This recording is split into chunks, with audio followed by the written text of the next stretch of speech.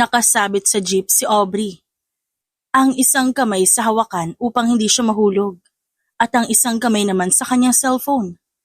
Tumunog ang phone niya dahil may bagong message. Binasa niya ito habang nilalabanan ang pag-uga ng jeep. Good afternoon, Miss Aubrey. You came highly recommended. We need a coordinator for a high-profile wedding. Confidential client. Are you available for a quick meeting tomorrow? Pagkababa ng jeep, mabilis siyang naglakad habang nagtatype. Hi, yes. I'm available. Where's the meeting? At kinabukasan nga, nasa isang mamahaling hotel na siya. Bihira lang maka-afford ng ganoon. Lalo na't inimbitahan siya sa isang exclusive na hotel. Nako-conscious tuloy siya sa kanyang postura sa mga oras na yun. Ilang siglit pa nilapitan siya ng isang lalaki na nakaitim na suit. Miss Aubrey? Tanong ng lalaki. Yes po, ako po yun. Please follow me. The family is waiting in the private lounge. Pagpasok sa lounge, agad siyang sinalubong ng isang babae na tila sekretarya at sinenyasan siyang maupo. Hindi nagtagal dumating ang matandang lalaking makisig. Miss Aubrey, I heard you're the best at what you do. Thank you po, sir. I try my best. I want my son's wedding to be unforgettable. But since it's confidential, you have to make sure that no one will know, including the media. Can you do that? Of course, sir. I can handle discretion well. I've worked on private events before. Maya-maya lumapit ang isang lalaki sa gilid at pabulong na nagsalita sa kanya nang iabot ang isang folder. Basahin mo yun mamaya. Confidential lahat ng details. Pero gusto lang namin klaruhin. Kapag tinanggap mo to, hindi ka na pwedeng umatras. Lahat ng kailangan mo, ibibigay namin. Pero bawal kang magtanong. Ngunit bago pa niya maproseso ang lahat, ngumiti ang matandang lalaki. Well then, we have a deal. Yes sir, let's make this wedding unforgettable. Sa araw ng kasal, busy si Aubrey sa pag-aayos ng mga detalye. Kaliwat kanan ang utos niya habang hawak ang clipboard. Okay. Cue lights in 3, 2, good. Yung petals, make sure even the distribution dapat pantay-pantay. Reception table, double check ninyo. Bilisan nyo dahil 10 minutes na lang. Sa dami ng wedding na na-handle niya, kabisado niya na ang takbo ng ganitong okasyon. Pero kakaiba ang tensyon ngayon. Marami sa staff ng pamilya mukhang security kesa sa event team. Pagkatapos ng huling abiso sa tech team, tinawag siya ng isa sa mga PA ng pamilya. Ma'am, gusto po kayo makita ng groom. Nasa prep room po siya. Ngayon na raw. Nagulat siya. Hindi pa niya nakikilala ang groom simula na nagtrabaho siya. Pagpasok niya sa prep room, halos mabitawan niya ang clipboard. Nasa harap niya ngayon ang groom. Matangkad dito, matikas, at tila galing sa isang fashion magazine. Kaso parang hindi ito marunong umiti. Hi, I'm Aubrey, the coordinator. Bungad niya. Tumango lang ito. Thanks for handling everything. Sorry you got dragged into this. Bago pa siya makapagsalita, may biglang sumigaw sa labas. The bride is gone! Missing ang bride! Mabilis na lumabas si Aubrey para ayusin ang sitwasyon, pero napahinto siya na makita ang groom. Kalmado lang ito. Wala pa ring emosyon. Parang walang pakaalam sa nangyayari. Sir, we're trying to find her. We'll delay the ceremony. Don't bother. She's not coming back. Malamig na tugon ito. Biglang lumapit ang dalawang lalaki na nakaitim sa kanya. Miss Aubrey, sumunod ka sa amin. Bakit? Kailangan ko pa pong... Huwag ka na po magtanong. Sa ngayon, ikaw muna ang bride. Ano? Pagkatapos mawala ng bride, ginawa niyo agad akong backup? Legal ba to? Hysterical niyang sagot. You signed the confidentiality agreement. You accepted the terms. Sagot ng kasama nito. Napatingin siya sa groom na nakatayo pa rin sa parehong posisyon. Wala itong bakas ng emosyon at walang kahit anong pagtutol. Bakit ako? Halos pabulong na tanong ni Aubrey. Ngayon ay mas takot kaysa naguguluhan. Sumagot ang isa sa mga lalaki. This wedding has to happen. Hindi importante kung sinong bride. What's important is the image, the deal. And right now, you're the only one who can stand in. Hinila siya palayo at natagpuan na lamang ang sarili sa isang silid kung saan may stylist at makeup artist na agad na nag-asikaso sa kanya. Ano to? Teka lang, ayoko nito. Hindi ako ang bride. Miss Aubrey, please cooperate. Mas madali to para sa lahat. Pakiusap sa kanya ng binabaing stylist habang inaayos ang buhok niya. Napalingon si Aubrey nang bumukas ang pinto. Pumasok si Blake Daes, ang kanyang magiging groom. Is she ready? Almost, sir. Sagot ng stylist. Wait. Hanapin niyo yung bride niyo. Sigaw ni Aubrey. Lumapit si Blake, saka tumingin ito kay Aubrey na parang binabasa ang kaluluwa niya. She's gone, and I'm not letting this wedding collapse. But I'm not even part of this. You are now. Naramdaman ni Aubrey ang panginginig ng tuhod niya. Sa labas ng silid, nakapwesto ang hindi bababa sa 10 lalaki na mukhang trained bodyguards. At ang lahat ay tila nasa isang utos lang. Na kay Blake. Wala kang kailangan gawin kundi ngumiti at sabihin ng I do. After that, you'll be well compensated. Compensated? 5 million in cash. And your name will never be dragged into anything. Walang nagawa si Aubrey kundi mapatingin sa salamin. Isang simpleng coordinator lang siya. Pero ngayon, malapit niya ng pakasalan ng pinakamapanganib na lalaki na kilala niya. Nakatayo si Aubrey sa gilid ng hallway. Suot ang puting wedding gown na isinuklob sa kanya ng walang pahintulot. Mabigat sa dibdib ang bawat takbang habang papalapit siya sa main door ng grand ballroom na ginawa ng ceremonial hall. Hindi ako to. Hindi ko to dapat ginagawa eh. Ganun lang ako sa mga yon. Sa kanya. Inis na tanong niya sa sarili. Open the doors. Narinig niyang utos si Blake mula sa loob. Tumunog ang wedding march, saka bumukas ang pinto. Napapikit si Aubrey, pero wala na siyang magawa kundi humakbang. Paglapit niya sa altar, naroon si Blake Daes. May kislap sa mata nito na hindi niya maipaliwanag. Tila ba aliw na aliw ito sa sitwasyon? Bakit parang hindi ka masaya, honey? Bulong nito sa kanya na maabot ang kamay niya. Stop smiling, like this is normal. Pabulong niyang ganti, habang nakatingin sa harap. Because for me, it is. You look stunning. Para kang ginawa para dito. Sagot ni Blake habang nakayuko palapit sa mukha niya. Muntik na siyang matapilok sa sinabi nito. Naramdaman niya unti-unting lumalapit si Blake sa kanya hanggang sa naramdaman niya ang hininga nito malapit sa pisngi niya. Gusto mo bang magmukhang totoo to? Tanong nito sa malalim at mababang boses.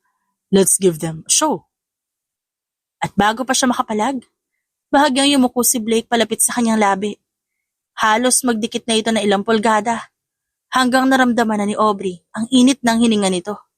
Para siyang napako. Pero sa huling segundo, umiwas siya at bahagyang tumalikod. Kunwari inaayos ang kanyang veil. Napangiti si Blake sa pag-iwas niya. I like that. Feisty. Little kitten. Inakala ni Aubrey na tapos na ang lahat. Napagkahatid sa kanya sa labas ng ballroom, pwede na siyang umuwi, kalimutan ng lahat, at ituring ito bilang isang napakamahal na kabayaran sa isang napakawalang kwentang trahedya. Pero nagkamali siya. Pagdilat niya ng mata, matapos ang trahedya na yon, na kinaroroonan niya, naroon siya sa isang malawak at marangyang silid. Mamahaling kurtina, chandeliers, king-size bed, at mga muebles na mukhang imported mula sa ibang bansa. San to? Napalundag siya palabas ng kama at nagmamadaling pumunta sa pinto. Nilakasan niya ang katok. Hoy, may tao ba dyan? Makawalan niya na ako. Hindi ako ang tunay na asawa niya, hindi ako. Bumukas ang pinto. At bumungad si Blake na nasa kanyang harapan. Good morning. I trust you slept well, Mrs. Daes. Umiikot ang mundo ni Aubrey sa dalawang salita na yun. Akala ko ba, temporary lang ang setup na yun? Hindi ba hindi totoo ang kasal? Ba't ako nandito?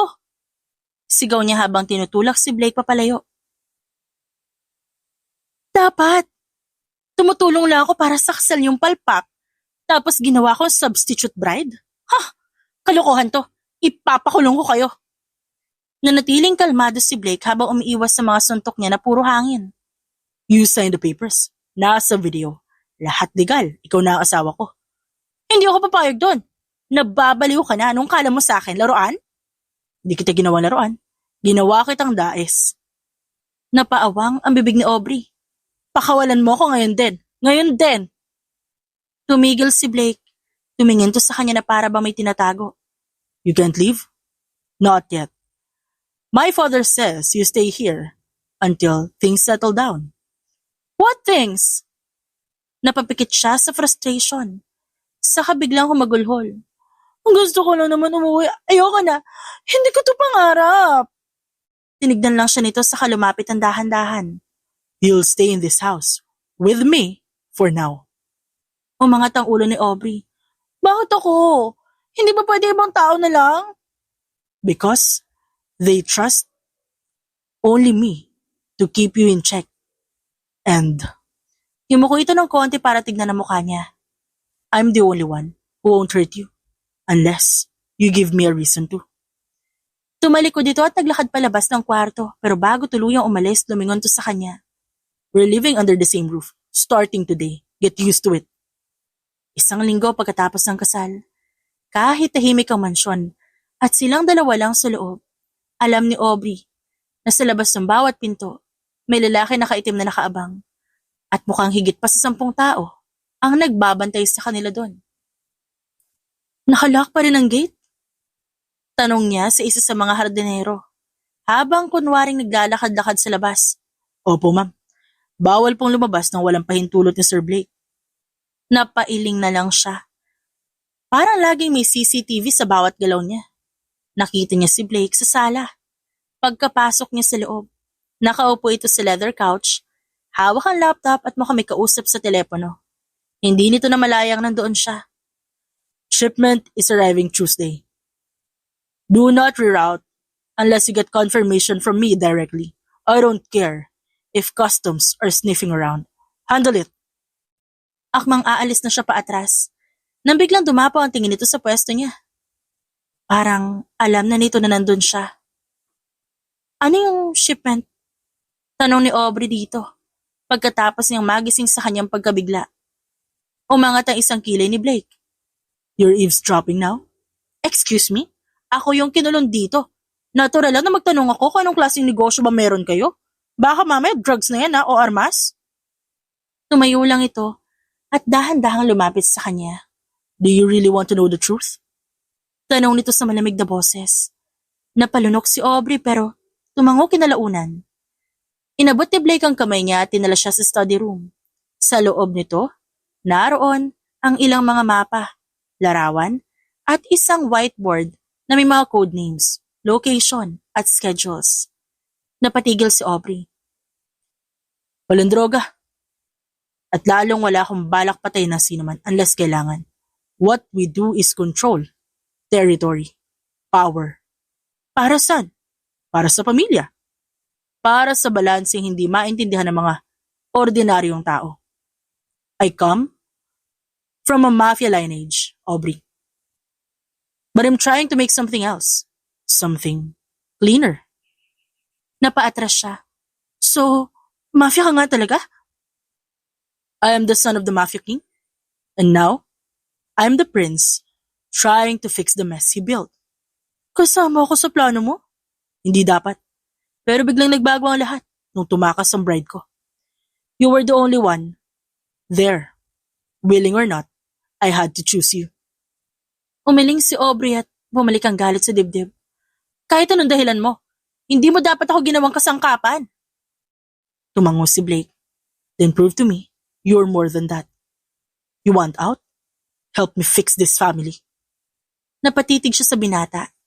Hindi niya maintindihan kung nahuhulog ba siya sa isang malalim na panganib o sa isang lalaking mas delikado pa sa buong mundo niya. Nasa loob ng silidaklatan si Aubrey. Nagbabasa ng libro habang pasimpleng pinagmamasan si Blake na nakaupo sa tapat niya. May hawak itong baso at malalim ang iniisip. Hindi na siya kasing tahimik o galit tulad nung unang araw. Pero ramdam pa rin niya ang tensyon. Lalo na kapag tinititigan siya ni Blake ng matagal. Gusto mo bang malaman kung bakit talaga ako bumalik dito? Tanong ni Blake bigla. Nagangat ng tingin si Aubrey. Aren't you supposed to be the one running this whole operation? Yung tipong heir to the throne na may control sa lahat? Napangisi si Blake. Pero may pait sa ngiting yun. I grew up in Italy. Pinadala ako doon nung teenager pa ako. Para iwasan na madugong training, sabi ng ama ko. Pero kahit doon, hindi ako nakatakas sa mundo niya. It is in our blood. Kahit saan ako pumunta, sinusundan ako ng anino niya. Tumahimik si Aubrey. Bumalik lang ako dito para asikasuhin dahil pinatawag niya ako. Sabi niya, kailangan ko nang tumayo bilang susunod na pinuno. May deal siyang pinirmahan, isang kasal, na magpapatibay sa alyansa ng dalawang pinakamakapangyarihang pamilya sa Southeast Asia. Political marriage, no love, no choice. Napakunot ang noon ni Aubrey. So, ang totoo, hindi mo naman talaga gustong pakasal yung bride na tumakas? Umiling si Blake. Never even met her. Pero mas masama, alam ng ama ko na tumakas siya. Pero itinuloy pa rin ang kasal. Nagpanggap na lang siyang nagulat. Nanlamig si Aubrey. So, alam niyang wala na yung bride. Ba't pa kailangan ituloy? Bakit ako? Because it was never about the bride. Sagot ni Blake at diretsong tumingin sa kanya. It was about control. Image. Kapag hindi natuloy ang kasal, babaliwalain ang alliance. Magmumukha kami mahina. So the moment he saw you, someone presentable, unknown, and disposable, he gave the order. Disposable? Tanong ni Aubrey at napalunok. I didn't like it. But I played along, dahil kung hindi, ako ang mawawala. Para kay Aubrey, hindi na ito ang cold mafia prince na nakita niya noong una. Sa gabing yun, may lungkot sa mata nito, pagod, at marahil takot. Now, I don't know what to believe anymore. May mga galaw sa pamilya namin na hindi ko kontrolado. Kung totoo ngang tumakas ang bride, but may mga tao sa paligid ko na parang alam ang lahat ng susunod na mangyayari. So you think, someone inside your family is setting you up. Tumango si Blake. And if that's true, ikaw ang isa sa pinakadelikadong ebidensya kasi ikaw ang living proof na niloko ako ng alliance. I need to protect you now. Saad ni Blake ng pabulong na paraan. Not just because of guilt, but because I don't know who else I can trust. Kinagabihan naglalakad si Aubrey sa hallway. Dala ang tray ng kape na kusa niyang ipinag-prepare kay Blake. Hindi niya alam kung anong pumasok sa isip niya. Pero simula nang ikwento sa kanya ng lalaki ang totoo. Ang pagsasanay nito sa ibang bansa, ang political marriage, at ang posibleng sabuatan para may bahagi ng konsensya niya na gusto ring tumulong. Nakita niya si Blake sa opisina nito, nakayuko sa harap ng mga papel. Mukhang hindi pa natutulog simula kagabi. Ba't di ka pa nagpapahinga? Tanong ni Aubrey at nilapag ang papel na napulot niya sa sahig. Pagkatapos, inilapag niya ang kape sa gilid. Kahit mafia prince ka, kailangan mo rin ng tulog. Napangiti si Blake. Thanks. Pero hindi ko kayang pumikit habang may mali sa paligid ko. Umupo si Aubrey sa tapat nito. So anong nalaman mo na? Humugot na malalim na hininga si Blake. Yung pamilya ng bride, ayaw talaga nila sa alliance. Sila mismo ang nagpawala sa anak nila. It was never about love. But it was never about loyalty either. Gusto nilang mabuwag ang koneksyon sa pamilya namin. Dahil alam nilang may darating na power shift. Power shift? May mga elder na gusto akong palitan bilang tagapagmana. At kapag hindi natuloy ang kasal, lalabas na kahinaan ko yun. Gagamitin nilang dahilan para tanggalin ako sa posisyon. Pero bakit ako? Ba't tinuloy pa rin yung kasal kahit wala na yung bride? Tanong ni Aubrey, kita ang tensyon sa mukha. Dahil may clause sa kasunduan. As long as the wedding happens, even if it's with a substitute, the alliance will still hold. Temporarily. Paliwanag ni Blake. Nanlaki ang mga mata ni Aubrey. So kahit ako yung bride, effective pa rin yung alliance? Technically, yes. Pero kapag nalaman nilang hindi tunay ang bride, mawawala ang bisa nito. Napahigpit ang hawak ni Aubrey sa tasa. So ginamit lang ako? No, I did not. But my father, ginamit ka ng ama ko. Pero ngayon ikaw na ang susi para malaman natin kung sino talaga ang kalaban sa loob ng pamilya. At siguro, kundi dahil sa'yo, hindi ko malalaman ang dahilan ng mga ito. Napatingin si Aubrey kay Blake. So anong kailangan mong gawin ko? Kailangan mo magpanggap pa rin bilang asawa ko. At habang ginagawa mo yun, gusto kong gamitin mo ang galing mo bilang organizer. But this time, para i-organize ang information. Obserbahan mo yung mga taong malapit sa akin. Suriin mo ang mga kilos. Mga lihim na usapan. Sino ang biglang umiiwas? Ikaw lang ang may access sa mga lugar kung saan hindi pwedeng makita ang mga bodyguard. Gusto mong maging spy ako? No. Gusto kong maging kapareha kita. Sa charity ball, umatendan dalawa. Nakagown si Aubrey. Suot ang isang itim na eleganteng damit na pinili mismo ng stylist ni Blake. Habang abala siya sa pag-check ng final details, napansin niyang mas marami kaysa dati ang bisita. Mga politicians, business tycoons, at mga banyagang negosyante. Para bang hindi ito simpleng charity ball, kundi isang tagpuan ng mga makakapangyarihang tao. Napansin niya si Blake, pero iba ang aura nito ngayong gabi. Hindi lang ito ang sentro ng atensyon, kundi tila binabantayan din ng maraming pares na mata. Parang lahat nag-aabang sa kilos ng lalaki. Dumaan ito sa tabi niya, bahagyang yumuko para bulungan siya. Remember what I said. Observe. Tumangulang si Aubrey. Pero bago pa ito makalayo, napatingin siya sa isang matandang lalaki na nakatitig kay Blake mula sa kabilang dulo ng ballroom. Ang ekspresyon nito malalim. Hindi galit. Hindi rin natutuwa. At para nag-aalangan. Hindi ito ang normal na tingin ng isang ama sa anak niya. Napatingin si Aubrey kay Blake. Napansin niyang hindi man lang siya tumingin pabalik sa lalaki. Kahit napaka-obvious ng presence nito. Sa mismong sandaling yon, isang waiter ang nadapa malapit sa dance floor. Tumalsik ang tray at nagdulot ng konting commotion. Mabilis ang reflexes ni Blake. Tumakbo agad to para tulungan ng waiter at siniguradong walang masasaktan. Too fast for a businessman. Bulong na isang matandang babae sa tabi ni Aubrey. Trained. Military siguro dati. Dagdag ng isa. Napakunot na si Aubrey. Inayos ni Aubrey ang mga dokumento para sa susunod na araw nang mapansin niya ang isang maliit na passport-size envelope na nakaipit sa mesa ni Blake. Hindi niya dapat bubuksan, pero nakabukas na ito nang hindi sinasadya. Nakita niyang may tatak ito na isang ahensya at isang pangalan na hindi niya kilala. Napaatras siya, pero bago pa niya tuluyang maalis ang kamay, bumukas ang pinto. Looking for something? Malamig ang boses ni Blake. Nagulat si Aubrey. Naatigilan siya habang hawak pa rin ang envelope. Akala ko mga invitation lang to. Depensang sagot niya. Hindi siya sinagot ni Blake. Kinuha lang nito ang envelope, ibinalik sa drawer at nilock.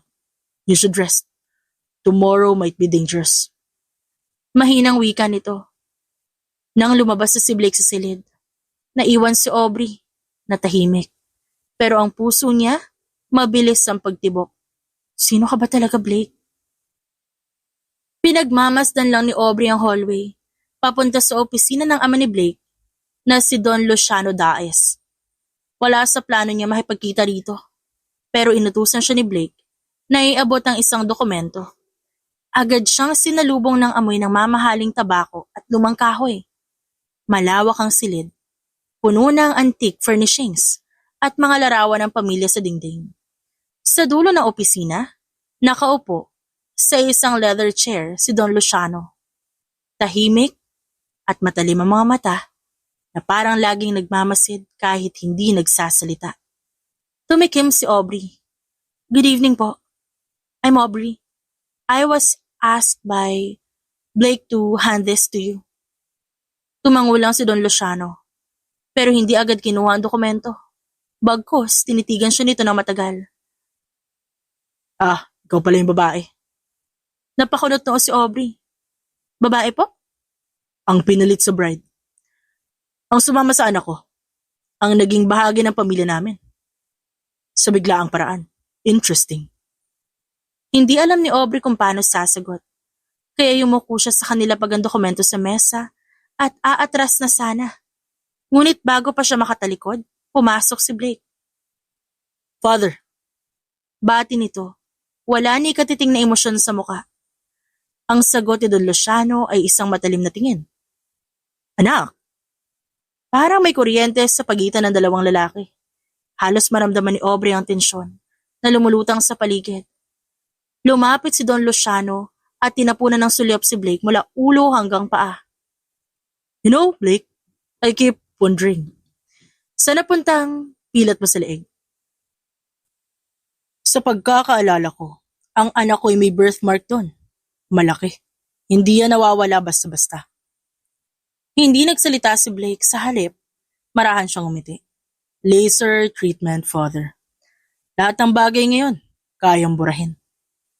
Napangisi ang matanda, pero hindi ngumiti ang mga mata nito. See?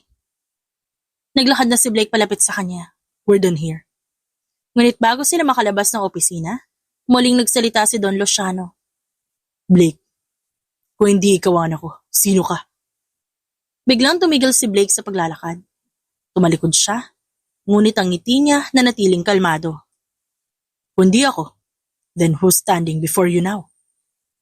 Saka siya tuluyang tumalikod at inalalayan si Aubrey palabas. Anong ibig sabihin nun? Tanong ni Aubrey at hindi napigilang magsalita. Wala, matanda na siya. Masyado ng maraming pinagdaanan. Ngunit si Aubrey hindi mapakali. Kahit anong titig niya sa bala at kung saan, ang pilat nito ay parang wala talagang history na nandun talaga yon. Wala man lang bakas. Lumingon si Blake sa kanya. Stop thinking too much. Hindi mapakali si Aubrey na maghating gabi. Hindi siya sanay sa tahimik na gabi sa loob ng napakalaking bahay na puno ng bantay sa labas. Sa pag-iikot niya, napadpad siya sa lumang silidaklatan sa ikatlong palapag. May alikabok ang mga libro at karamihan sa mga ito, mga lumang tala at kasaysayan ng pamilya Daes. Lumapit siya sa isang lumang estante at nakakita ng kahoy na tila binuo bilang isang kahon at may nakaukit na pamilya. Binuksan niya ito ng maingat. Sa loob ng kahon maraming lumang larawan. Isa-isang pinagbasa ni Aubrey ang mga ito. Mga litrato ng kasal, binyag, mga family gatherings. Hanggang sa may nakuha siyang isang larawan na tila nakatago sa ilalim. Isang larawan ng dalawang batang lalaki, magkasing edad, magkamuka, kambal. Nagulat siya. Isa sa kanila halatang si Blake. Yun ang unang pumasok sa isip niya. Suot nito ang dark blue na blazer at may pilong ngiti sa labi. Pero mas kinilabutan siya sa katabi nitong bata. Magkapareho, iisang muka. Dalawa sila. Mahinang bulong niya. Hindi ito nabanggit ni Blake. Hawak pa rin niya ang larawan nang biglang bumukas ang pintuan sa likuran niya. Napalingon siya. Nandoon si Blake. Tahimik lang ito nakatayo sa anino ng pinto. Anong ginagawa mo dito? Napaatras si Aubrey habang hawak pa rin ang larawan. Akala ko library lang. Tapos nakita ko to. Akala ko ikaw to. Sa picture pero dalawa kayo. Dahan-dahang lumapit si Blake. Hindi niya agad sinagot ang tanong ni Aubrey. Kinuha niya ang larawan mula sa kamay nito at ilang sandali itong tinitigan. May twin brother, si Riley. Napakunot noo si Aubrey. Twin? Hindi mo ito nabanggit. Because he's dead. Matagal na. Paano? Tanong ni Aubrey. Hindi agad sumagot si Blake. Pero kita sa mga mata nito ang bigat na nakaraan. Car explosion. 9 years ago. Sabi nila may kaaway si Papa noon. Target daw si Riley. Pero, di nila inakalang kambal kami. He died on the spot. Hawak pa ni Blake ang larawan ng mahigpit na parang ayaw bitawan. Yun ang huling beses na naging normal ang pamilya namin. Bulong pa ni Blake. Napansin ni Aubrey ang bahagyang panginginig ng kamay nito. Para bang may lungkot pero may tinatago din. Sorry, hindi ko sinasadyang. I don't blame you. Pero dapat mong malaman sa pamilyang to, masyadong delikado ang kaalaman. Lalo na kung totoo ang iniisip mong hindi mo pa kayang paniwalaan. Bumaling ang tingin ni Blake kay Aubrey. Minsan, may dahilan kung ba't may mga larawang tinatago. Dahil ang ibang alaala hindi na dapat buhayan pa. Hindi mapakali si Aubrey. Simula na makita niya ang larawan ng kambal sa lumang silidaklatan, hindi na siya tinantanan ng tanong sa isipan niya. Lalo na nang maalala niya ang sinabi ni Blake na lumaki raw ito sa Italy. Nang dumating si Aling Letty, agad siyang tinawag ni Aubrey. Aling Letty, pwede po ba ako magtanong ulit? Tumango ang matanda. Ano yon, iha? Si Blake po, totoo po bang lumaki sa Italia? Napahinto si Aling Letty. Kita sa mukha nito ang pagkagulat. Sino nagsabi sa iyong ganoon? Siya po. Sabi niya doon siya pinalaki. Tahimik lang si Aling Letty. Tumingin muna ito sa paligid bago sumagot. Ang totoo, iha, hindi si Blake ang lumaki sa ibang bansa. Si Riley ang pinadala sa Italy noong bata pa lang. Para raw mailayo sa gulo ng pamilya.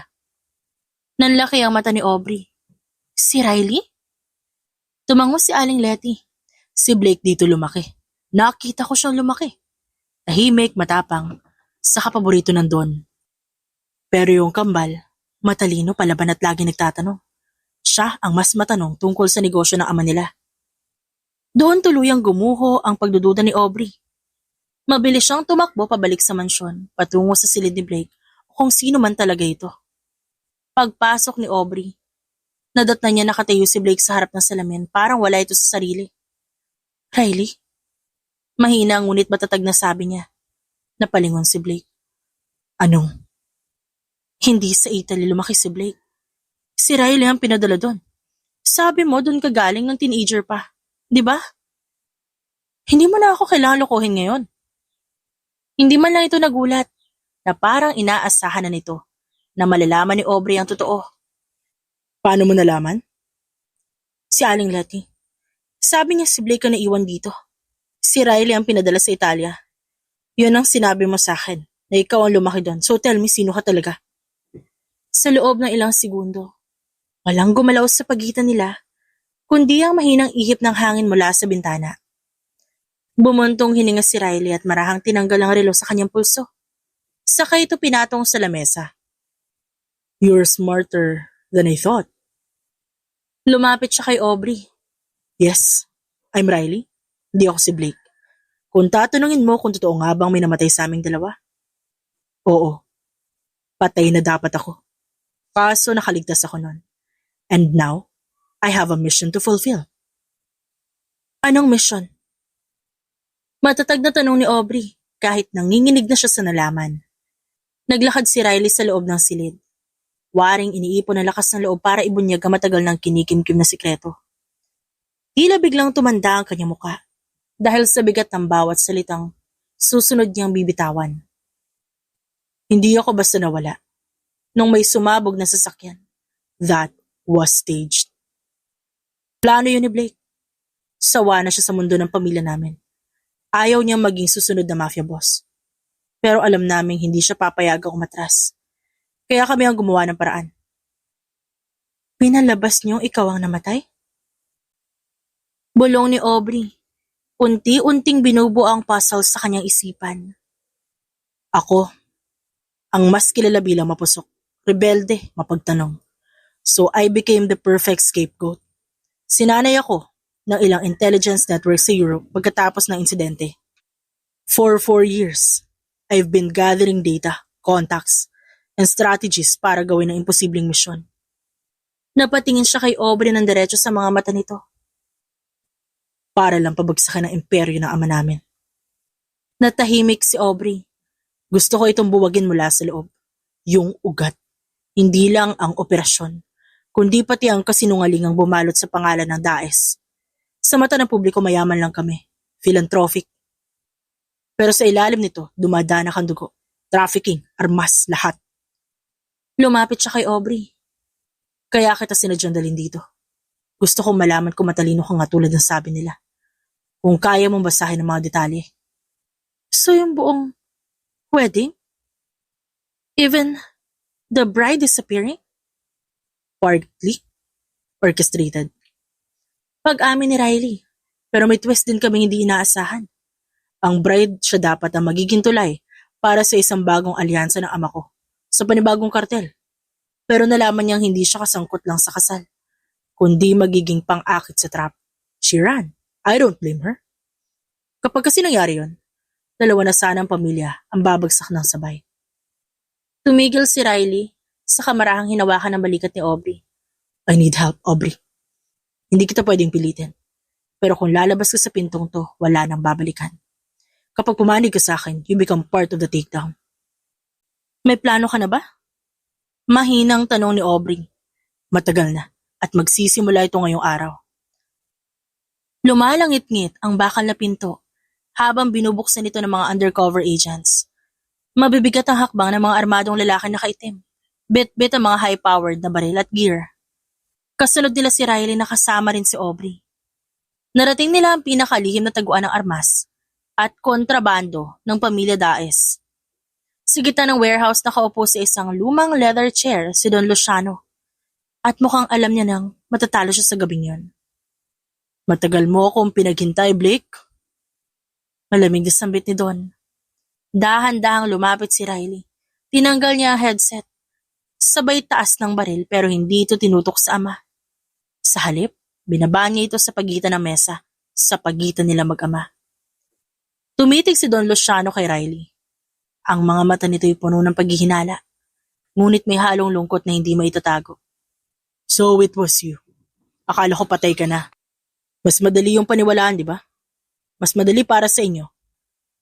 Naalisin sa eksena ang anak na hindi marunong sumunod. At ang anak na traidor? Singit ni Don Luciano. Ngayon tumayo na rin mula sa pagkakaupo. Ipinagpalit mo ang pangalan mo sa ahensya. Sa mga taong gustong sirain ang ating pinagpaguran. Pinagpaguran? O pinatay yung pundasyon? Tinuruan mo kami ni Blake kung paano maging matatag. Pero hindi mo kami tinuruan kung paano maging makatao. At ngayon, ikaw ang dahilan kung ba't siya nagtatago at ako ang bumalik. Napansin ni Aubrey ang bahagyang panginginig ng kamay ni Don Luciano. Hindi ito takot, kundi may galit na tinatago sa ilalim ng tinig ng isang ama. At ano ngayon, Riley? Akala mo ba mabubuwag mo ang lahat dahil may mga armadong sundalo ka? Ang tunay na lakas hindi nasusukat sa dami ng tauhan. Father, this is measured by the courage to admit the system is wrong and the strength to change it. And I will change your system. Isang agent ang lumapit at tumango kay Riley. Secure na lahat. Nakuha na namin ang mga files, pati ang shipments. Nasimulan na rin ang coordinated raids sa ibang warehouse. Tumango si Riley at muling tumingin sa kanyang ama. You built an empire. I'm dismantling it. One truth at a time. Bakit ikaw humarap sa akin at hindi siya? Dahil ako ang may lakas na loob na tapusin ang sinimulan niyo. At si Blake, siya ang pumili ng tahimik na buhay. Mas mahalaga yun sa kanya kesa maghari sa mundong puno ng dugo. Alam niyo yun, pero pinilit niyo pa. Tumalikod si Riley sa katinapik ang balikat na isang agent. Dali na siya. Hindi nagpumigla si Don Luciano. Bagkus, tumingala lang ito sa anak na minsang itinakwil. Kung sinira mo ang haligi ng tahanan, tiyaking may bago kang itatayo. Dahil kung hindi, lahat tayo guguho. Hindi haligi ng tahanan na sinisira ko, Father. Imperyo ng kasinungalingan. Sa labas ng warehouse, habang sinasakay sa mga van ng mga ebidensya si Don Luciano, tumabi si Aubrey kay Riley. Tapos na ba to? Tumingin si Riley sa abot-tanaw na gabi, kung saan unti-unti nang sumisikat ang liwanag. Hindi pa. Pero ngayon pa lang, may panibagong araw na tayong sinisimulan. Umalingaw-ngaw sa media ang balitang kinasasangkutan ng pamilyang dati kilala sa philanthropy at negosyo. Isa-isang ibinulgar ang mga illegal na operasyon, mula sa arms smuggling hanggang trafficking, at ang mga pangalan ng mga kasabwat na nakinabang dito sa loob ng halos 3 dekada. Sa isang safe house sa labas ng Maynila, naroon si Riley at Aubrey. Gusto mo ba na mas tahimik na buhay? Tanong ni Riley nang dumating at tumabi kay Aubrey. Pagkatapos sa lahat ng ingay, siguro, oo. I've been thinking. Tungkol sa kasal. Natigilan si Aubrey at binaba ang tingin sa taas ang kanina niya pahawak. That marriage wasn't ours. It was a smokescreen. Isang bahagi ng malaking plano. Mas malaking plano. And now, that the plan's done, gusto mong tapusin. Putol ni Aubrey. It's better that way. Mas ligtas ka. Mas malaya ka. And maybe, mas totoo yung mga susunod na mangyayari sa buhay mo. Pero hindi mo naisip na baka may totoo ring nangyari? Mahinang tanong niya. Hindi agad sumagot si Riley. Sa halip, inilapag nito ang passport sa lamisita. I thought about it. Every day. Pero hindi ito ang kwentong may happy ending. Not yet. Babalik ka pa ba? Tanong ni Aubrey na ngayon ay diretso ang tingin sa lalaki. I don't think I can. May mga taong kailangang managot sa lahat ng ito. May mga misyong kailangan kong tapusin. Pero hindi ko pa masasabi ngayon. Lumingon siya kay Aubrey. Maybe in another life, Aubrey. Maybe when I'm no longer running. When I'm no longer hiding. Not now. Then go. Bago pa mas maging mahirap ang lahat. Isang maikling katahimikan bago tuluyang humakbang si Riley paalis. Saglit siyang tumigil sa pintuan, na parang may nais balikan. Pero sa huli tumuloy rin siya sa dilim ng pasilyo. Pagkatapos ng lahat naiwan si Aubrey sa balkonahe. Pero may bakas ng lungkot sa kanyang mga mata na parang inaamin sa sariling. May isang parte ng puso niya na hindi na maibabalik. Abala si Aubrey sa booth ng bago niyang event company. Naka-business attire siya, hawak ang iPad, at ngiting profesional habang pinapakita ang mga sample events nila. Mula sa pagiging freelance raketera, ngayon isa na siyang CEO ng sariling brand. Lumapit ang kaibigan niyang si Liza. Grabe, Aubrey, level up na talaga. Parang kailan lang nagkakanda-ugaga ka pang humanap ng clients. Napatawa si Aubrey. Oo nga hindi ko rin alam kung paano ko ito narating, no? Matapos ng ilang oras na pakikipag-usap sa mga kliyente, pansamantalang lumabas si Aubrey para uminom ng tubig. Ngunit natigilan siya na makita ang isang pamilyar na muka. Kausap nito ang ilang mga bisita sa isang booth. Riley? Mahina niyang usal sa sarili. Nagpatuloy sa pagtitig si Aubrey at bahagyang hindi makagalaw habang sinusuri ang lalaki nasa kabilang booth. Pero, naroon ang bagay na hindi tugma. Pareho ang tindig ang mata, ang anyo. Pero parang may kakaiba dito. Lumapit siya ng konti habang pinagmamasdan pa rin to. Naka-black suit, may bit-bit na laptop bag, at kasalukuyang kinakausap ang ilang investors na halatang interesado sa pinapakita nitong tech solution. Pero doon niya napansin ang isang maliit na pilat sa leeg nito. Isang detaling alam niyang wala kay Riley. Lumunok si Aubrey. Maingat siyang lumapit hanggang sa magtagpo ang kanilang tingin. Tumingin ito sa kanya at bahagyang nakakunot ang noo. Hi. May tutulong ba ako sa'yo? Akala ko ibang tao ka. Common face I guess. Napangiti si Aubrey pero kita sa mata niyang litong-lito pa rin siya. Oo, something like that? Inabot ng lalaki ang kamay. I'm Blake. Blake Daes. Muling nanlaki ang mata ni Aubrey. Ito nga ang totoong Blake Daes, ang totoong mafia prince, at doon niya na-realize na hindi na talaga babalik pa si Riley. Malamig ang simoy ng hangin, may konting ambon din, pero hindi ito sapat para hadlangan ng engranding kasalan na pinlano ni Aubrey mismo. May hawak siyang clipboard habang nagmamadaling tinutukoy ang huling adjustment ng tech team. Make sure yung petals di mabasa, okay? And pa-check nga ulit yung playlist sa last segment. Utos niya sa isa sa mga staff. Biglang lumapit si Liza sa kanya. Mukhang may sasabihin na naman to sa kanya dahil sa nakakalokong ngiti nito. Girl, may dumating. At feeling ko kakilala mo. Napakunot noo si Aubrey. Client? Ewan ko sa'yo kung client ang tawag mo dyan, basta tignan mo na lang. Tumalikod si Aubrey at halos matigil ang kanyang paghinga sa nakita. Si Riley. Nakatayo ito sa dulo ng aisle. Suot ang dark gray na coat na bahagyang basa sa ambon. Saglit sila nagkatitigan. Halos, humakbang na si Aubrey palapit at yakapin to ng buong lakas. Nang puso niyang namiss ito ng labis. Pero pinigilan niya ang sarili. Kaya't ibinalik niya ang clipboard sa dibdib at nagkunwaring kalmado. Well, look who decided to crash a wedding.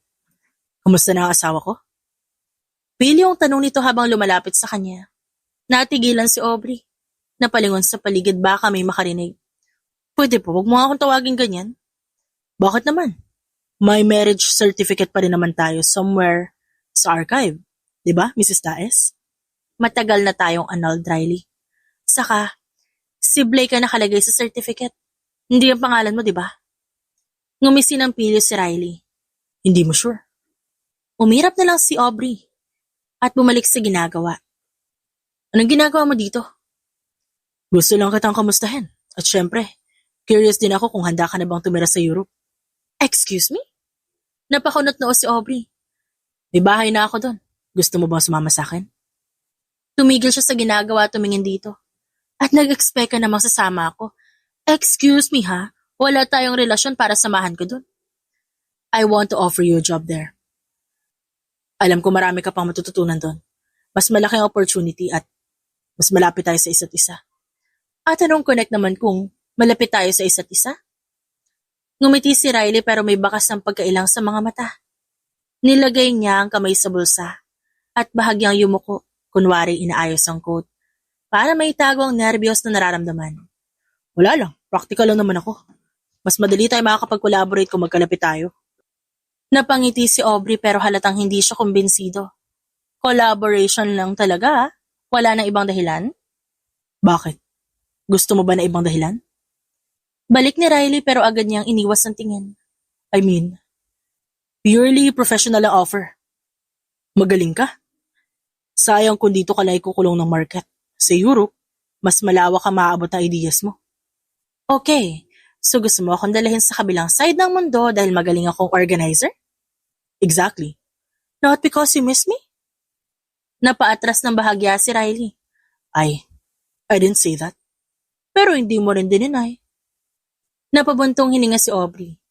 Riley, hindi ko kailangan ng fairy tale. Kung may gusto kang sabihin, sabihin mo. Kung wala, then just say goodbye. Hindi makasagot si Riley. Kita sa mata niyang may gusto siyang sabihin. Pero may pader pa rin sa dibdib niya. Yung pader na itinayo niya sa loob ng mahabang panahon para hindi makaramdam muli ng bigat ng attachment. Kaya't kumiti na lang siya ng pilit at sabay sabing, magaling ka talaga. At dahil doon, deserve mo ng better. At sana mahanap mo yun, kahit di ako kasama. Tinalikuran siya ni Aubrey, binalikan ng clipboard. Enjoy the wedding, Mr. Daes. Baka makakita ka ng susunod mong asawa dito. Kinagabihan, tahimik ang buong bahay. Nasa second floor si Aubrey ng kanyang bahay habang nakasuot ng oversized shirt at may hawak na tasa ng tsaa habang nakaupo sa dulo ng kama. Napapikit siya saglit. Sinusubukang i-relax ang sarili matapos ang mahabang araw ng trabaho. Ngunit pagkadilat niya, bigla na lamang may humampas na anino sa gilid ng bintana. At bago pa siya makagalaw, may tumalon papasok sa loob ng kwarto. Anong? Riley? Tumayo agad si Aubrey at muntik pang matapon ng tsaa. Nakatalo na sa loob ng kwarto ang lalaki na kaitim. Nakangisi habang pinapagpag ang jacket na tila walang pakialam sa pagsigaw ni Aubrey. Baliw ka ba? Anong ginagawa mo dito? Pasal ni Aubrey at habol ang hininga dahil sa pagkagulat. Surprise. Surprise mo mukha mo. Sabay tapo ng unan sa gawin ng lalaki. Normal ba sa'yo yung tumatalon sa bintana sa ikalawang palapag? Gabi pa? Oh, mas thrilling. Napailing si Aubrey pero hindi may tatangging. May bahagyang ngiti sa gilid ng labi. Kahit gusto niya magalit, may parte sa kanya na muling kinikilig sa kalokohan nito. Di mo ba alam na pwede kita ipakulong sa ginagawa mong yan? Pwede nun. Pero bago yun, samahan mo muna ako. Ha? Sana naman. Midnight walk. May alam ako magandang lugar nearby. Hindi ako basta sumasama sa lalaking pumapasok ng bintana ng kwarto ko na parang magnanakaw. Well, technically, hindi ako magnanakaw. Wala naman ako ninakaw sa'yo. Bukod sa peace of mind ko. Singit ni Aubrey. Okay, fine. Isa lang naman talaga ang gusto ko nakawin eh. At ano yon? Taas kilay na tanong ng babae. Hindi na sumagot si Riley. Sa halip, bigla na lang siyang humakbang palapit at bago pa tuluyang makaiwas si Aubrey, niyakap na siya nito ng mahigpit. Napatigil siya habang hawak pa rin ang mug ng tsaa. Pero ngayon, nasa bisig na siya ni Riley. Nakadikit ang pisngi niya sa balikat nito. Huwag ka na muna kumilos. Sandali lang. Gusto ko lang maramdaman na totoo ka. Na hindi lang ito isa sa mga araw na pinangarap ko lang na maibalik. Napalunok si Aubrey. Gusto niyang magsalita. Pero parang may namumuong bara sa lalamunan niya. Tahimik siyang nakatayo roon habang unti-unting lumalambot ang mga balikat niya sa yakap na yon. Ngunit bigla na lang kumalas si Riley at tumalikod. Sige na, may pupuntahan pa tayo. Kahit nadismaya, sumunod na lang si Aubrey. Bigyan mo ako ng 5 minuto para magpalit. Pero pwede ba? Huwag na yung oversized shirt. Parang nanay ka sa damit mo ngayon eh. Tumama ang unan sa mukha niya bago pa siya nakatawa. Nasa tabi ng baywalk sina Aubrey at Riley habang naglalakad ng dahan-dahan. Hindi ko akalain makikita pa kita sa ganitong paraan. Parang ang tagal nang lumipas. Panimula ni Aubrey. Nakatingin si Riley sa malamlam na ilaw ng mga bangkang nasa di kalayuan. Di ko rin inaasahang babalik ako. Hindi pa ngayon. At hindi para sa ganito. Para saan nga ba talaga? Napalingon si Aubrey sa kanya. May kailangan na akong tapusin. May mga natitirang bahagi ng misyon na dapat linisin. Babalik ako sa headquarters. Hindi ko pwedeng iwan basta-basta yon. Kailan ka aalis ulit? Sa makalawa. Maiksi lang talaga ang pahintulot ko dito. Hindi pa ako sumuway, hindi pa sana ako nakadalaw. Hindi agad sumagot si Aubrey. Dahan-dahan siyang umupo sa malapit na bangko. Sumunod si Riley at naupo sa tabi niya. Minsan, ayoko na malaman ang totoo. Para mas madali pa yung panahong nagtatampo ako. Dahil sabi mo, ayaw mo nang bumalik ulit. Aubrey, hindi ko alam kung kailan ulit ako makakabalik. Pero gusto kong malaman ng mahalaga ka sa akin. Sa lahat ng ito. Hindi lang dahil naging parte ka ng misyon. Hindi lang dahil naging asawa kita. Ex-wife. Putol ni Aubrey. Okay, ex-wife. Pero ikaw pa rin ang taong hindi ko inaasahang magiging bahagi ng buhay ko at ngayon. Ikaw rin ang ayaw kong iwan. Tahimik lang si Aubrey. Ayaw niyang umiyak, pero ramdam niya ang kirot. Hindi niya man inamin pero alam niyang namimiss niya ito. Pumunta ka. Tapusin mo kung anong dapat tapusin. Pero wag mo asahang hihintayin pa kita. Napatingin si Riley sa kanya. Pero kung umuwi ako, titignan natin kung pwede ka pang tumalon ulit sa bintana ko. Isa sa pinakamalalaking kliyente ni Aubrey ang nagdaos ng fundraising event para sa isang eksklusibong hospital partnership at bilang head ng event coordination. Abala siya sa pag-ikot at paniniguro na maayos ang lahat. May hawak siyang clipboard habang kinakausap ang ilang VIP. Ngunit sa isang iglap, huminto ang kanyang mga hakbang. Mula sa kabilang dulo ng ballroom, isang pamilyar na mukha ang napansin niya. Tila tumigil ang mundo. Magkamukha, ganun pa rin ang tindig, ganun pa rin ang ngiti. Pero may kakaiba. Alam niyang hindi to si Riley kundi si Blake Daes na naman. Lumapit si Blake kay Aubrey. Bit-bit ang kanyang malamig na presensya, ngunit naroon ang pagkahinahon. Akala mo ba ako si Riley? Tanong nito at may bahid ng amusement sa tono. Nagulat si Aubrey. Napaatras siya ng bahagya at halos mahulog ang clipboard na hawak. Alam mo na? Of course. Sagot ni Blake. Tumingin muna sa paligid bago muling bumaling sa kanya. Nalaman ko ikaw ang backup bride ng Mafia Prince. So, alam mo na lahat? Yes. Actually, ayaw nga ni Riley sabihin sa akin. Baka kasi agawin kita. Paasa talaga yung kambal mo. Pero hanggang ngayon, umaasa ka pa rin babalik siya. Useless din naman, di ba? 1 taon na akong ginost ng kapatid mo. Really? Tumingin si Blake sa likod ni Aubrey. Riley, ghoster ka pala. Nanigas na husto si Aubrey. Ngayon niya lang naramdaman na may tao pala sa kanyang likuran. Nakatayo sa di kalayuan si Riley. Surprise. Nito na para bang hindi ito nawala ng 1 taon. Hindi agad nakagalaw si Aubrey. Si Blake naman umismed. Sabay hawi ng buhok pabalik. Grabe ang timing mo, bro. Akala ko ako na nagwagi. You always thought you would. Tumingin muli siya kay Aubrey na ngayon nakatulala pa rin. Pwede ba kitang hiramin? Bumalik sa ulirat si Aubrey nang marinig muli ang tinig ng lalaki. Akala niya nananaginip siya. Hiramin? Nakahawak si Aubrey sa hawakan ng kanyang maleta. Nang makalabas sa arrival gate, mainit ang sikat ng araw at amoy hamog pa sa paligid. Doon siya sinalubong ni Riley. Nauna kasi ito sa destinasyon. Akala ko hindi ka pupunta. Bungad dito sa kanya. Hihiramin mo lang pala ako para magbakasyon sa Europe. Kasabay ng malamig na simoy ng hangin, unti-unting binuksan ni Aubrey ang bintana ng hotel room nila.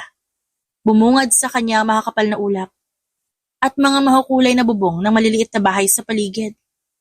Naroon ang ilog sa ibaba at ilang mga tao na naglalakad-lakad na may hawak na coffee mugs.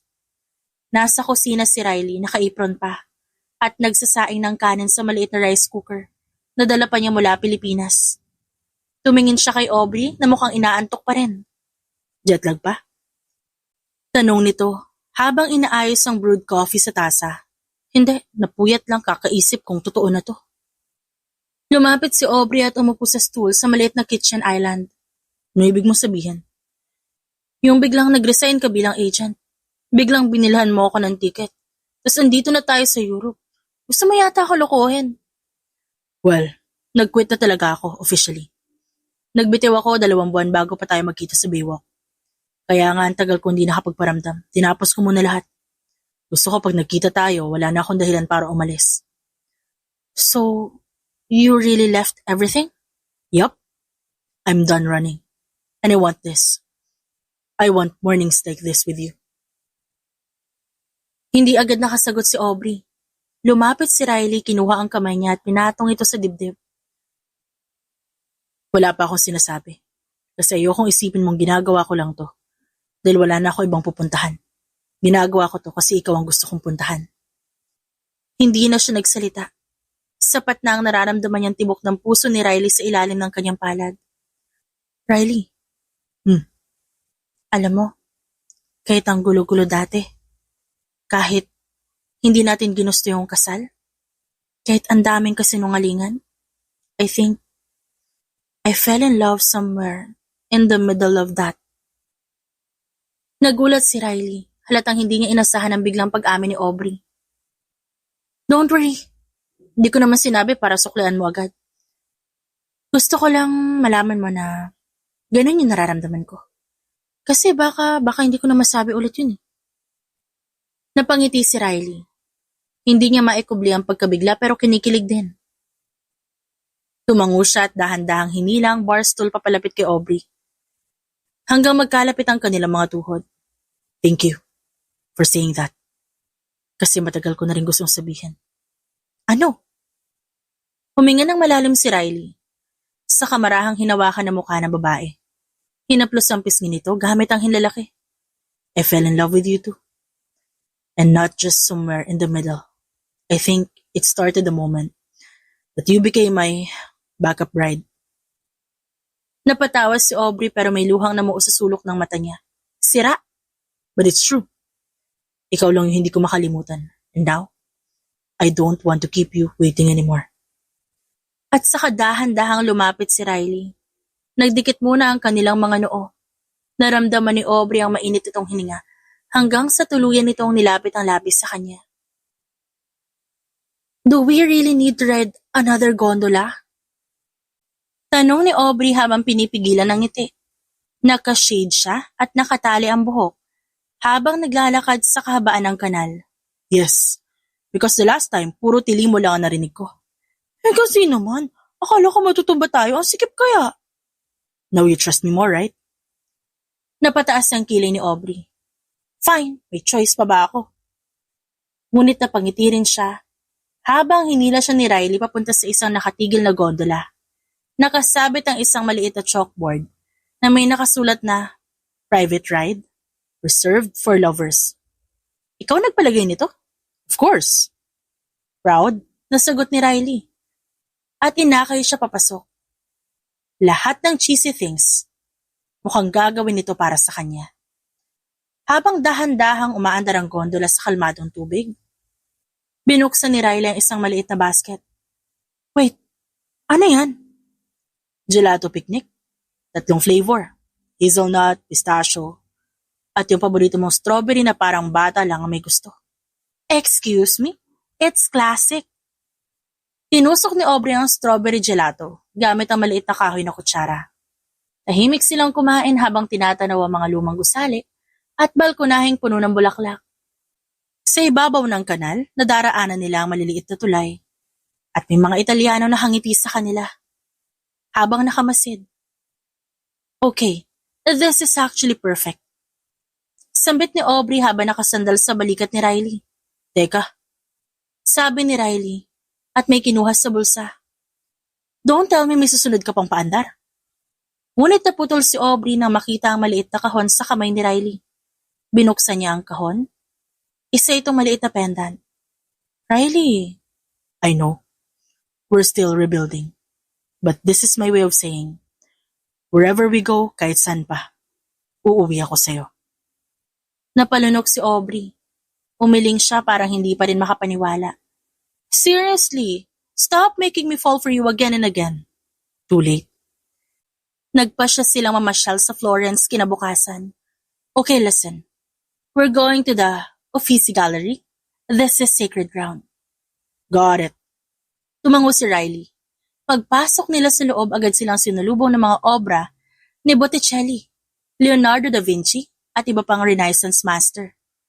Hanggang sa uminto sila sa harap ng The Birth of Venus. Babe, at parang ikaw yan kapag bagong gising. Napalingon si Aubrey na parang sasabog sa inis. Riley? Look at that pose. Sabay gaya nito habang naka-deadpan face. May isang Italian tour group na nakatingin ngayon sa kanila. Isa sa mga matandang babae na pakunot ang noo. Scusi. Sorry po. It's just, Filipino humor. Carry on. Namumulang pagdadahilan ni Aubrey dito. Mabilis niyang hinila si Riley palayo. Ano pa? Mapapalabas tayo dito eh. Naglakad sila papunta sa isang sculpture gallery. Nag-squat pa si Aubrey sa harap ng isang statwa para kunin ito ng magandang picture. Don't move. Sabi niya kay Riley habang inaayos ang angle. Ngunit biglang narinig nila ang isang tunog na parang may nakrak. Tinignan ni Riley ang likod niya. Naalimpungatang naupo siya sa isang antique wooden bench na hindi pala dapat inuupuan. Ay anak nang. Agad siyang tumayo habang sabay-sabay ang mga Italian staff na napasigaw. No, signore. That is 16th century furniture. Oh my God! You sat on a museum antique? Nanlalaki ang matang wika ni Aubrey. Wala kasi nakalagay na, do not sit. Because you're not supposed to sit on anything with velvet ropes. Nahila sila palabas ng isang curator habang pilit nilang pinapaliwanag ang cultural misunderstanding. Pero na makalabas sila, natawa na lang sila pareho at tinuloy ang pamamasyal. Kinabukasan tila bumawi si Riley sa blooper niya sa museum. Maaga pa lang gising na siya, habang si Aubrey mahimbing pa rin natutulog. Nang magising siya, agad siyang sinalubong ng isang amoy na kilala niya. Breakfast in bed? Tanong ni Aubrey habang nakangiti. Not just that, I book us a date, sunset. Where? Secret, basta wear something nice and bring your camera. Bandang hapon sumakay sila ng taxi papunta sa Piazzale Michelangelo, ang sikat na viewpoint sa Florence. Pagbaba nila, inabot ni Riley ang kamay ni Aubrey. Tara, lakad tayo paakyat. Just like how we've come to this far, step by step. Isang maliit na table na naghihintay, may puting tablecloth, wine at lanterns na unti-unting sinisindihan ng staff. Riley, you really didn't have to do this. I did. Because you deserve more than just enough. You deserve everything that reminds you how loved you are. Habang lumulubog ang araw sa likod ng mga bundok ng Tuscany, nag-toast sila. Magkahawak kamay nilang pinagmamasa ng Florence sa ilalim ng kulay kahel na langit. Teka, bago matapos ang araw. Seryosong tinapik ni Riley ang mesa. May isa pa akong gustong gawin. Tumayo siya. Kinuha ang maliit na kahon mula sa kanyang bag. Riley! Halos hindi makapaniwala si Aubrey. Huminga si Riley ng malalim. I don't want to rush this, Aubrey. Alam ko maraming hindi pa perfect. Pero ngayong kasama kita dito, sa isa sa pinakamagandang lugar sa mundo, I just know, it's the right time to ask. Lumuhod siya at binuksan ang kahon. Will you marry me someday soon? When we're ready? When you're ready? Hindi ko naman hinihiling na magpakasal tayo agad. Ikaw pa rin ang magdidesisyon. Napaluha si Aubrey. Sabay na natawa. Riley, ang weird mo pero... Oo. Yes! Nagpalakpakan ng ilang turista sa paligid. At pagbalik nila sa Pilipinas, tila bumagal ang mundo. Mula sa mabilis at makulay na araw nila sa Europe. Ngunit hindi naging madali ang taon na sumunod. Lumipat si Aubrey sa bagong condo unit malapit sa events quarter ng kumpanya niya. Mas lumawak na rin ang operations nila. May mga wedding bookings na sa Baguio, Palawan, at maging sa Siargao. Abala siya sa pamamalakad. Sa training ng bagong coordinators at paminsan-minsan pag-aasikaso ng mga bridal emergencies. Samantala si Riley kasama ang kambal niyang si Blake, nagsimula ng isang community development project. Isang sustainable livelihood program na konektado sa turismo at local crafts. Isa itong proyekto na matagal na nilang pinapangarap at ngayon lang nila natupad. Sa simula masaya pa rin sila pero habang tumatagal, naging mas madalang ang tawag, mas maikli ang reply. Minsan isang buong araw ang lumilipas na hindi man lang sila nag-uusap. Dumating ang panahong kahit mga simpleng tanong na uuwi sa argumento. Hindi mo naman kasi naintindihan, Aubrey. Ngayon lang ako nagkaroon ng chance na gawin to. Minsan ay mariing sabi ni Riley sa isang tawag. Naintindihan ko. Pero minsan naman gusto ko rin na assurance na may lugar pa rin ako sa buhay mo kahit busy ka. Of course may lugar ka. Pero bakit parang kulang pa rin? Because you stopped showing up, Riley. Hindi niya inaasahan ang katahimikan sa kabilang linya. Akala niya, kagaya ng dati susundan ito ng sorry o kahit anong paliwanag. Pero wala. Hanggang sa tuluyang natapos ang tawag. Makalipas ang 2 linggo, hindi na muling tumawag si Aubrey. Ngunit isang gabi habang nasa opisina siya at inaayos ang sample layout para sa isang garden wedding, bigla siyang napaupo sa sofa, napahawak sa tiyan at nanamdaman niya ang kakaibang hilo at kirot. At nagpa-check up siya kinabukasan. Nang makumpirma ang hinala niya, hindi niya alam kung matatawa ba siya o iiyak. Buntis siya. At sa parehong araw, may dumating na bouquet ng peonies sa opisina niya. Ang paborito niyang bulaklak. May kalakip na sulat, galing kay Riley. I'm sorry for being too caught up in proving something that I forgot. You were already my reason why. Dumating si Riley sa opisina niya. Hindi na kailangan na maraming paliwanag. Tumakbo si Aubrey papunta rito at doon na siya humagulhol sa dibdib ni Riley. I was going to tell you pero natakot ako kasi baka... Don't. I'm here now. I'm staying for you. For both of you. Hinaplos niya ang tiyan ni Aubrey. Napaluha si Riley habang nakatitig sa mga mata nito. Can I try again? To be better?